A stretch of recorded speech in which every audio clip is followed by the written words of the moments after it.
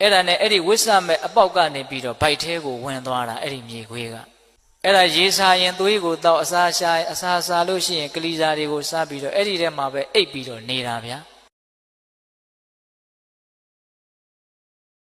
နောက်ရောက်လာတာကမြေခွေးရှင်မဟာမောက္ကလံဖြစ်လာမဲ့မြေခွေးဘယ်နဲ့ကြောင့်ရောက်လာလဲဆိုတော့သူကတနေ့အစာရှာထွက်တယ်စင်သေးကြီးတကောင်တွေ့တယ်အဲ့ဒါသူကြိုက်ကြည့်တယ်ဘလို့မှကြိုက်လို့မရဘူးစင်ကြီးကသေးနေတာကြတော့မာတောင်းပြီးတော့နေတာ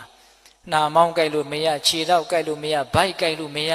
အဲ့ဒါနဲ့ပေါင်ကြားတဲ့ကိုကြိုက်လိုက်တော့ကြိုက်လို့ရတယ်အဲ့ဒါနဲ့အဲ့ဒီဝိဆမဲ့အပေါက်ကနေပြီးတော့ဗိုက်ထဲကိုဝင်သွားတာအဲ့ဒီမြေခွေးက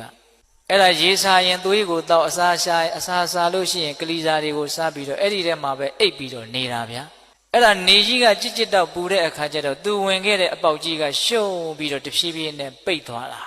ပိတ်သွားတော့မှောင်မဲပြီးတော့သူအဲ့ဒီမှာကြောက်ကြောက်လန့်လန့်နဲ့အတင်းတိုးထွက်တယ်ဘယ်လိုမှထွက်မရဘူးအဲ့ဒါနဲ့အဲ့ဒီထဲမှာသူလန့်ကြောက်ပြီးတော့တရက်နှစ်ရက်သူနေရတယ်အင်မတန်ထွက်ချင်တယ်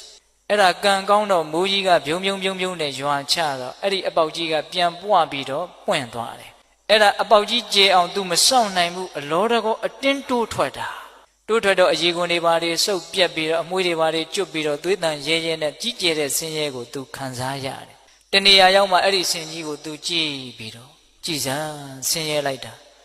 ဒီစိတ်ရဲ့ဆင်းရဲကိုယ်ရဲ့ဆင်းရဲဘာကြောင့်ဖြစ်တယ်လဲတဲ့သူအကြောင်းသူစဉ်းစားတာအဲ့ဒီတော့ဘာတွေ့လဲဆိုတော့မစင်မချင်းလိုချင်တဲ့လောဘဘာကိုသွားတွေ့လဲလောဘကိုသွားတွေ့တာဒီလောဘကြောင့်ငါဆင်းရဲရတာဒီလောဘကိုငါနှိပ်ကွပ်မယ်ဆိုပြီးတော့သူကအကြောင်းကိုရောက်လာတာ